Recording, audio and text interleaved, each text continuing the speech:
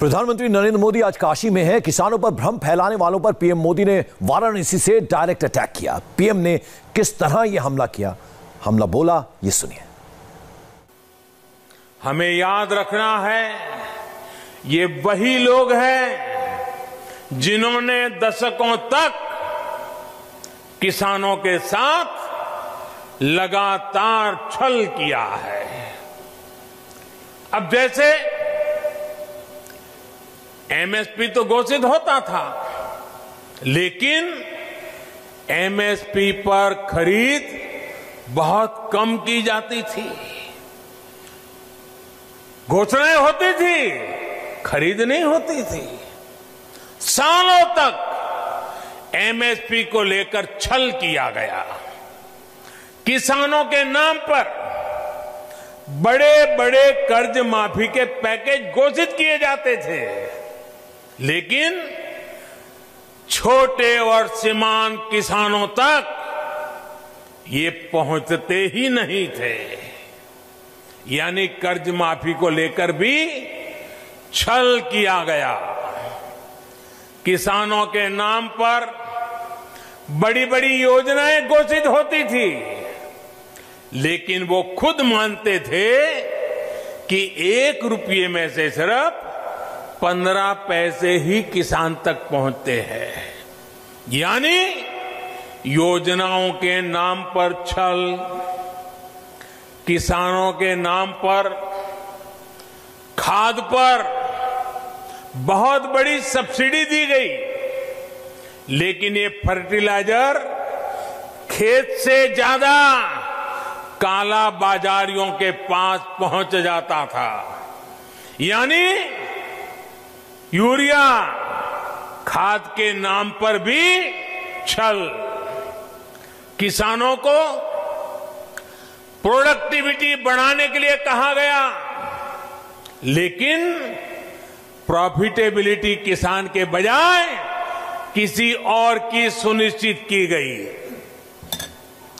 पहले वोट के लिए वादा और फिर छल।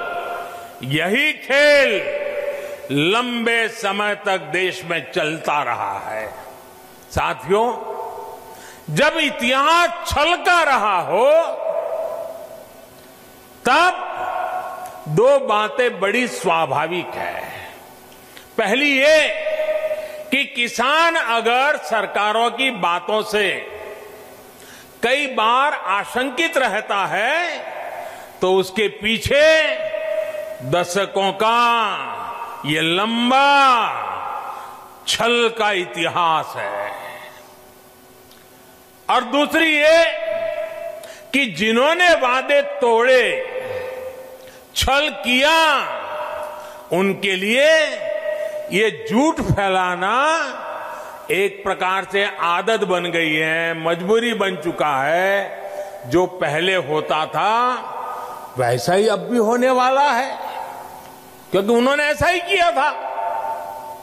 इसलिए वही फॉर्मूला लगा करके आज भी देख रहे हैं। लेकिन जब इस सरकार का ट्रैक रिकॉर्ड देखोगे, तो सच आपके सामने खुल करके आ जाएगा।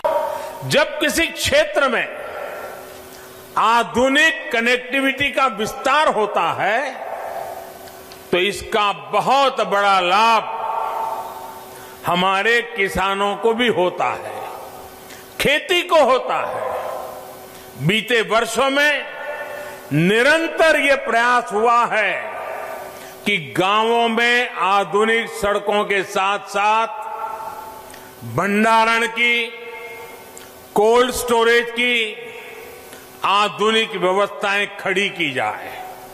हाल में इसके लिए 1 लाख करोड़ रुपए का स्पेशल फंड भी किसानों के लिए बनाया गया है। इसी साल देश के इतिहास में पहली बार चलते फिरते कोल्ड स्टोरेज यानी किसान रेल शुरू की गई है।